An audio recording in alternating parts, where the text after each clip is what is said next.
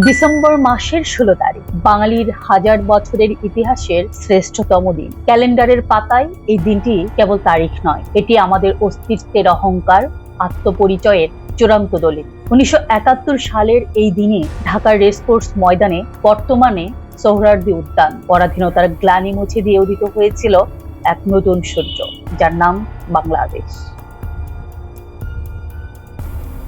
9 মাসের এক রক্তক্ষয়ী ও অসম যুদ্ধ। একদিকে আধুনিক অস্ত্রে সজ্জিত পাকিস্তানি হানাদার বাহিনী, অন্যদিকে জয় বাংলা স্লোগানে উদ্দীপ্ত বাংলার দামাল ছেলেরা।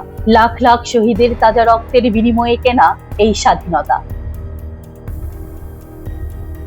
16 ডিসেম্বর বিকেল 4:31, সেই ঐতিহাসিক মুহূর্ত। পাকিস্তানি সেনাবাহিনীর পূর্বাঞ্চলীয় কমান্ডারের প্রধান জেনারেল আমির আব্দুল্লাহ খান নিয়াজি মাথা নিচু করে 93,000 সৈন্য সহ বাংলাদেশ ও ভারতের যৌথ বাহিনীর প্রধান জেনারেল জগজিৎ সিং অরোরার কাছে আত্মসমর্পণের দলিলে স্বাক্ষর করেন। পৃথিবীর ইতিহাসে এত বড় পরিসরে আত্মসমর্পণের ঘটনা বিরল।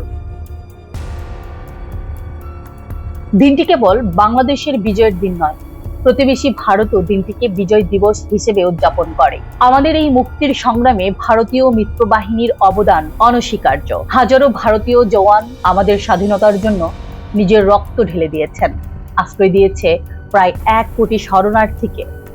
তাই 16 ডিসেম্বর বাংলাদেশ ও ভারতের বন্ধুত্বের এক রক্তিম স্মারক।